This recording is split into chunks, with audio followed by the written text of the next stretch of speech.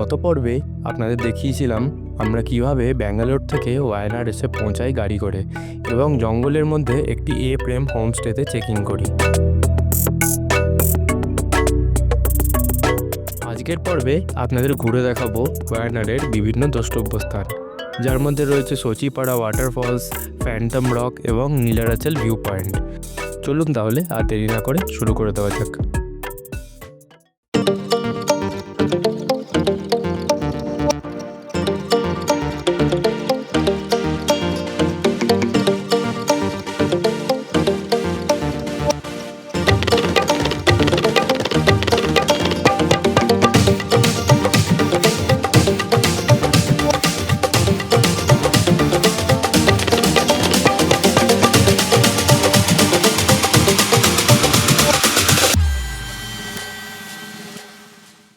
Good morning আপনাদের সবাইকে। আজকে 12ই জুলাই, কালকে আমরা এসে পৌঁছেছি ওয়ায়নাডে, যেরকম আপনারা দেখেছিলেন। আর এই হচ্ছে আমাদের বাসস্থান আপাতত দুদিনের জন্যে, মানে আজকের জন্যেই। কালকে তো আমরা চেক আউট করে যাব। এখন বাজছে হচ্ছে সকাল 9:50। আমরা উঠেছি একটু আগেই, 8টা নাগাদ উঠেছি। তো আমাদের যিনি ওনার বাড়ি এখানে কাছেই, 1 কিলোমিটারের মধ্যে। তো আমাদের জিজ্ঞেস করেছিলেন কি ব্রেকফাস্ট করব। তো আমরা বললাম যে ঋদ্ধির জন্য একটু পুরি দিতে, কারণ কি ও অন্য কিছু খেতে পছন্দ করে না খুব একটা বাইরে বেরিয়ে। আর আমাদের জন্য যা খুশি ধোসা, ইডলি বা আপ্পাম যা খুশি দিতে পারেন। তো আমাদের আপ্পামই দিয়ে গেছিলেন, আর ঋদ্ধির জন্য 1 প্লেট পুরি। তো ঋদ্ধি খেলো, মোটামুটি খুব একটা খায়নি পুরি। তার খাওয়ার দাওয়ার খুব একটা ভালো না, যেরকম কালকে বলেছিলাম আপনাদের, অ্যাজ ইউজুয়াল ওরকমই খাবার।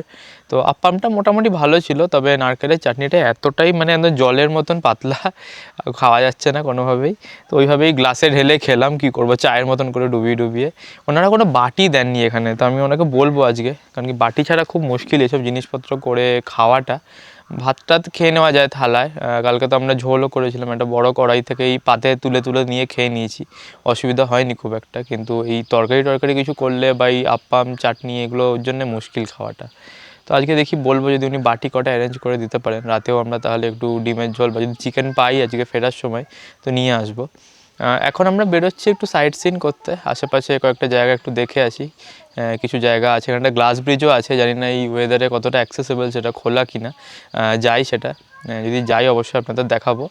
তাছাড়া ফলস টলস আছে, 1-2 ভিউ পয়েন্ট আছে, সেগুলি আশেপাশে যতটা ঘোরা যায়, যদি বৃষ্টি না নেমে যায়। 9:50 অলরেডি বাজছে, তো বেরিয়ে দেখি কতটা কি ঘোরা যায়, আপনাদের দেখাচ্ছি। তাহলে চলুন, আমাদের বাহনকে একটু মোছামুছি করতে হবে। কালকে বৃষ্টি হয়েছে সারা রাত, তো একটু ধুলোবালি পড়েইছে। কালকে তারপর জার্নি করে এসেছি, সেটা তো ধুলোবালি পড়েছে, তো মুছে টুছে দিই। আর এই স্টেটা সম্বন্ধে আমি বলবো যে আমি ডিটেলস দিয়ে দেবো ডিসক্রিপশন বক্সে, কিন্তু মুশকিল হচ্ছে এটা মেনটেন্যান্সের বড্ড অভাব। মানে লোকজন এখানে কেউই থাকে না, যে ওনার সে একাই সব কিছু করে। আর তার বাড়ি 1-1.5 কিলোমিটার দূর।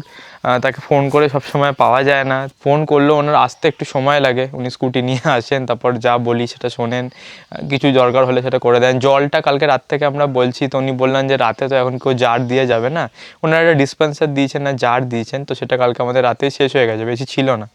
তো উনি বললেন যে আমি তাহলে কি একটা কাজ করছি, কালকে সকালে ছাড়া তো হবে না জল। উনি বাড়ি থেকে একটা ক্যানে করে, স্টিলের ক্যানে করে আমাদের জল দিয়ে গেছেন এসে, তো সেটাই আপাতত চলছে। আর এখন বলেছেন সকালে একটা জার দিয়ে যাবেন। তো এরকম টুকিটাকি জিনিস। তারপরে জিনিস বাড়িতে একটু মেনটেন্যান্সের অভাব, সত্যি গরম জল সবসময় আসছে না, বিছানাপত্র পরিষ্কার নয়, টাওয়াল ফাওয়াল খুব একটা পরিষ্কার নয়। তো টাকা যা নিচ্ছে 10,000 টাকা, মানে দুদিনে পার ডে 5,000। তো আমার মনে হয় একটু মেনটেন করাটা দরকার, নাহলে লোকজন আসবে কেন। আর এই কারণেই হয়তো এটা এয়ারবিএনবিতে লিস্টেডও করতে পারিনি, কিছু কিছু মিনিমাম ক্রাইটেরিয়া মিট করে না বলে। টয়লেট্রিজ ওনাকে বলার পর উনি তারপর কিনে এনে দিয়ে গেলেন। তো কিছু কিছু জিনিস খেয়াল রাখাটা দরকার, ওটা আমি রিভিউতেও লিখে দেবো ওনাদের। আপনাদেরও বলে রাখলাম যদি আপনারা আসেন তো এগুলো মাথায় রাখবেন। আমি ডিটেলস দিয়ে দেবো ডেসক্রিপশন বক্সে, সমস্ত ডিটেলসে দিয়ে দেবো, ওনার নাম্বারও দিয়ে দেবো ওনারে, তো আপনারা যোগাযোগ করে নিতে পারেন। টোকিও কাল রাত থেকে খুব চিন্তায় আছে বেচারা, এত ঝিঝি পোকার ডাক, এত চুপচাপ, সারা রাত ভয়, ঘুমাতে পারিনি ঠিক করে। এ ঘর করছিল শুধু। টোকো এখন পটিও করতে পারছে না, ভয়। কাল রাতেও করেনি, কিসের ভয়? এখন তো দিনের আলো রয়েছে, এখন করে ফেলো টোকো, টোকো করে ফেলো।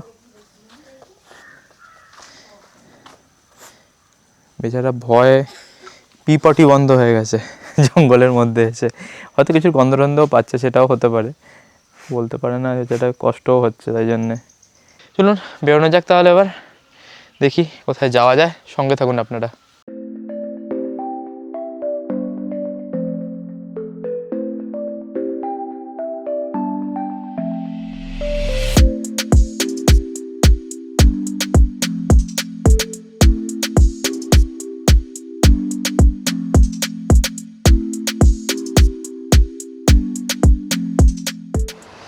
আমরা দুটো জায়গায় গিয়ে ঢুকতে না পেরে বাধ্য হয়ে এখন তৃতীয় নম্বর জায়গায় এসেছি। আমরা প্রথমে আত্মামালা ভিউ পয়েন্টে গেছিলাম, আত্মামালা স্কাই ব্রিজ। সেখানে গিয়ে রাস্তা ধসের জন্য বন্ধ বলে আমাদের উঠতে দিল না, পুলিশ আটকে দিল রাস্তাতেই, 4 কিলোমিটার আগে থেকে যেতে পারলাম না। সেটা তো খুব ইচ্ছে ছিল যাওয়ার, খুব ভালো ছিল ভিউটা, দেখলাম ওখান থেকে ছবিতে দেখলাম আমরা গুগলে। তো সেখান থেকে এলাম আমরা এখানে সচিপাড়া ওয়াটারফলসে। এখানে এসে 150 টাকা করে টিকিট পার হেড। তো সেটা বললো 1 কিলোমিটার হেঁটে যেতে হবে পার্কিং থেকে, সেটা অসুবিধা ছিল না তাও। তারপর 120টা স্টেপ নামতে হবে নিচে, তারপর আবার 120টা স্টেপ উঠতে হবে। তা আমার এই পায়ের যে অবস্থা সেটাও হলো না যাওয়া আমাদের। তো এবার ওখানে একটা ছোটোখাটো জুয়ের মতন ছিল, পাখি টাখি ছিল, সেটাই দেখানো হলো এর দিকে, আমরাও দেখলাম। এখন এসেছি সচিপাড়া স্কাই ওয়াকে আমরা, গ্লাস ব্রিজ। এটাও এখানেই, মানে সচিপাড়া ফলস থেকে 1 কিলোমিটারের মধ্যে, সেইটাতে এসেছি, দেখাচ্ছি আপনাদের। চলুন। এখানে 200 টাকা করে এন্ট্রি ফি পার পার অ্যাডাল্টে 200 টাকা করে টিকিট। আর ক্যামেরার আলাদা চার্জ তো নিল না, বললোও না কিছু। এটা নতুন হয়েছে একদম। চলুন আপনাদের দেখাই গ্লাস ব্রিজটা।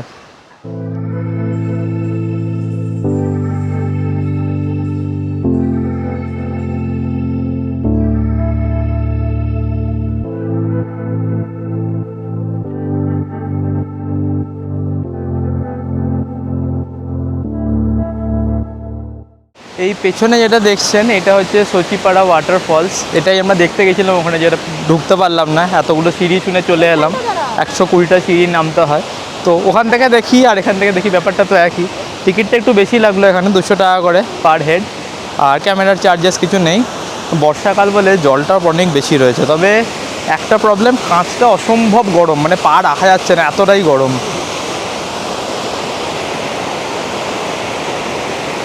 দুই ভার্টিগো রোগী নিচের দিকে তাকিয়ে রয়েছে। ঋদ্ধি আর মমিতা দুজনের ইকুয়ালি ভয় হাইটে, আসতে চাইছিল না, এসে এখন নিচে জল দেখছে।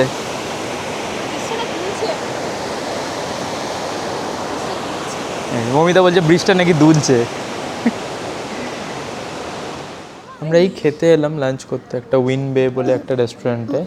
এটা শহরের ভেতরেই, বেশ ভালো রেস্টুরেন্টটা, ফ্যামিলি রেস্টুরেন্ট, এদের এসি ইউনিটও রয়েছে। আমরা কী অর্ডার করেছি না, mandi rice, mandi rice order করেছি, চিকেন কারি 1 প্লেট, আর তার সাথে নিয়েছি হচ্ছে একটা প্রন পেপার মশালা। ঋদ্ধিরটা আলাদা, ঋদ্ধির অলরেডি খাওয়া হয়ে গেছে, ঘি রাইস দিয়ে, আর তার সাথে ডাল ফ্রাই দিয়ে, আর তার সাথে ম্যাঙ্গো জুস আছে একটা, তো ও খেয়ে নিয়েছে।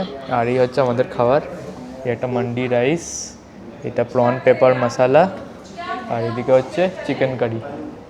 আর তার সাথে ফ্রেশ লাইম সোডা নিয়েছি আমরা, সেটা দেয়নি এখনও, দিয়ে যাবে। এর দামগুলো কিন্তু খুব রিজনেবল, মানে বিলটা খাওয়ার পরে বলছি আপনাদের কত হচ্ছে। দাম বেশ রিজনেবল, আর অ্যামাউন্টও বেশ ভালো খাবার দাবারের। ঋদ্ধি খাচ্ছে, ঋদ্ধি তার সাথে ম্যাঙ্গো জুস দিয়ে ভাত খাচ্ছে। খেয়ে নিই আমরা, খিদে পেয়েছে খুব। খেয়ে নাও ঋদ্ধি, তুমিও খেয়ে নাও তাড়াতাড়ি।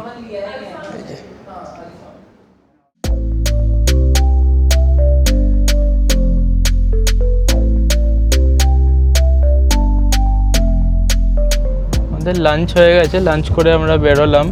1711 টাকার মতো বিল হলো সব মিলিয়ে। আমরা রাতের খাবারটা অ্যাকচুয়ালি প্যাক করে নিয়েছি, ওখান থেকে চিকেন নিয়ে নিয়েছিলাম প্যাক করে। তো আমরা এডাকাল কেভসে যাচ্ছিলাম, এখন গিয়ে দেখলাম সেটা 4টে বেজে গেছে, যেহেতু বন্ধ হয়ে গেছে। তো বললো কাল সকালে আসুন, কাল সকালে আপনারা হয়তো খোলা পাবেন। আর 1 কিলোমিটার উঠতে হয় আসলে, যেখান থেকে টিকিট কাউন্টারটা, যেখানে পার্কিং থেকে, ওটা 1 কিলোমিটার মতন উঠতে হয়, তারপরে গিয়ে টিকিট কাউন্টার। তো এখন 4টে বেজে গেছে, প্রায় 5 মিনিট বাকি, আর আমরা উঠে যেতে যেতে টিকিট কাউন্টার বন্ধ হয়ে যাবে। তাই বললো এখন আর যাবেন না। তো আমরা আর ওখানে ঢুকলাম না, সেই জন্যে ওখান থেকে ঘুরে এসেছি। এখন আমরা যাচ্ছি ফ্যান্টম রক, সেটা 5টায় বন্ধ হয়ে যাওয়ার কথা, মানে গুগলে তাই দেখাচ্ছে। তো আমরা রাস্তায় চলে এসেছি, প্রায় 1 কিলোমিটার মতন বাকি, 4:10 বাজে। আশা করছি এটা দেখতে পারবো, দেখি। এটা একটা গুরুত্বপূর্ণ স্পট এখানকার, মানে ওয়ায়ানাডের এডাকাল কেভস খুব ফেমাস। মানে আমরা যেতে পারলাম না, সেটা আমাদের দুর্ভাগ্য, কিন্তু আপনারা এলে কিন্তু অবশ্যই যাবেন। আর এটা মাথায় রাখবেন 8টা থেকে 4টে অবধি খোলা থাকে, সকাল 8টা থেকে বিকাল 4টে অবধি, তো তার মধ্যেই আসবেন। তবে আমার যেটা মনে হলো ব্যক্তিগতভাবে, এখানে সব জায়গাতেই একটু মানে প্রাইসগুলো বেশি টিকিটে, সব জায়গাতে 150-200 এরকম রেট পার হেড, যেটা আমার মনে হলো মানে ইন্ডিয়ান হয়ে ইন্ডিয়াতে দেওয়াটা একটু জাস্টিফাইড নয় আর কি, মানে একটু বেশির দিকে। 50 টাকা থেকে 100 টাকা অবধি ঠিক আছে, কিন্তু যেগুলো মানে প্রকৃতি সৃষ্টি করেছে সেই সব জিনিসগুলো দেখার জন্য 200 টাকা করে 150 টাকা করে নেওয়া আমার মনে হয় না খুব একটা জাস্টিফাইড। যদিও এডিকাল কেভসটা আমরা জানি না কত এন্ট্রি ফি, তবে ওরকমই হবে। আর গাড়ির পার্কিং তো নর্মাল যেরকম 40-50 টাকা সব জায়গায় থাকে সেরকমই। আমরা এই এসে পৌঁছালাম ফ্যান্টম রকে। এখানে এন্ট্রি ফি বিশেষ কিছু নেই, তো ওই 30 টাকা করে পার গাড়ি নিচ্ছে, সেটা পার্কিংয়ের জন্যই। আগে ফ্যান্টম রকটা আপনাদের দেখিয়ে দিই। এদিকে দেখুন, এই হচ্ছে ফ্যান্টম রক। একটা ফ্যান্টমের মাথার মতন কিছু বসানো উপরে, এটার জন্যে যাই না দেখার কি ফেমাস জিনিস, এটা একটা পয়েন্ট নাকি এখানকার ফ্যান্টম রক। খারাপ না, এখান থেকে ওইটার থেকে বেশি যেটা ভালো লাগছে এটা হচ্ছে পুরো ভিউটা। এখানে দেখুন, এই ভিউটা খুব সুন্দর। ওই রকটা দেখুন, মনে হচ্ছে সেই শ্রীলঙ্কাতে যেরকম সিগড়িয়া রক আছে অনেকটা ওরকম দেখতে, একদম মাঝখানটাতে। আর নিচটা হচ্ছে পুরো ভ্যালি। এখানটা দূরে পাহাড় দেখা যাচ্ছে, বৃষ্টি হচ্ছে ওদিকে মেঘে পুরো কালো করে। এখানে একটা এরকম স্ট্যান্ডিংয়ের জায়গা রয়েছে, এখানে দাঁড়িয়ে ছবি টবি তুলতে পারেন আপনারা। এই হচ্ছে ফ্যান্টম রক। এখান থেকে আর বিশেষ কিছু দেখানোর নেই। এইটার থেকে আমার ফ্যান্টম রকের থেকে বেশি ভালো লাগছে এই দিকটা, পেছনটা খুবই সুন্দর। এই ফ্যান্টম রকের কাছে টোকিও একটু নামলো। টোকিও সকাল থেকে বেরোনোর পরে আর নামার সুযোগ ঘটেনি আর কি। যেই জায়গাগুলোতে আমরা গেছি একটু খেয়েছে, মানে সকালে ব্রেকফাস্ট করে বেরিয়েছিল আর লাঞ্চে একটু খেয়েছে। এখন এখানটা একটু ফাঁকা রয়েছে, একদম লোকজনও নেই, খুব কম। তো ওর জন্য প্রণয় বললো যে একটু নামাই ওকে। এখন আপাতত ঘুরছে আর গন্ধ শুকছে সব।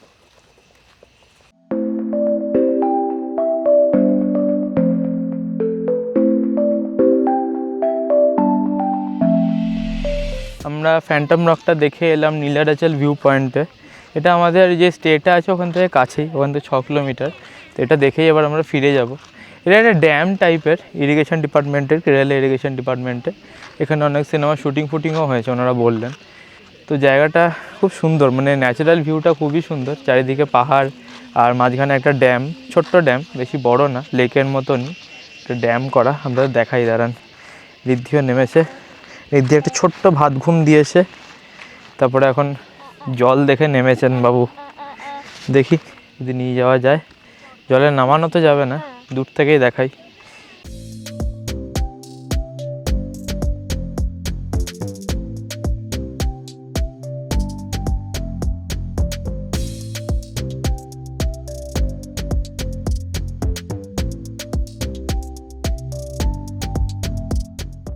জায়গাটা এমনি সুন্দর, এন্ট্রি ফি কিছু নেই, পার্কিংয়েরও কোনো পয়সা নিল না। জানি না পার্কিং থেকে এখন বেরোনোর সময় নেবে কি না, আপাতত তো নেয়নি। আর খুব সুন্দর, সানসেটের জন্য খুব ভালো, সানসেট দেখার জন্য। তবে এখন আকাশে মেঘ বলে আর আমরা সানসেটের জন্য দাঁড়াচ্ছি না, সময় লাগবে। এখন 5টা 20 মতন বাজে, 6টা 7 নাগাদ দেখাচ্ছে সানসেট হবে এখানে। চলুন ফিরে যাওয়া যাক তাহলে। তবে একটা জিনিস খুব মানে ভয় লাগলো আমার, জিনিসটা এরকম পুরো ঢালু একদম, মানে লেকটা অবধি। এখানটা যেরকম দেখছেন উঁচু, আর এরকম পুরো স্টিপ নেমে গেছে রাস্তার মতন একদম নিচে, গ্রাসল্যান্ডই কিন্তু পুরো স্টিপ নেমে গেছে।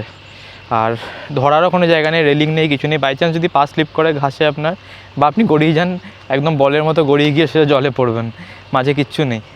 আর ওখানে মাঝখানে লেকটার এখানে করেছে, মানে ফিশারি ডিপার্টমেন্টের মাছ ফাছ ধরার বা চাষ করার মতন জায়গা করা রয়েছে।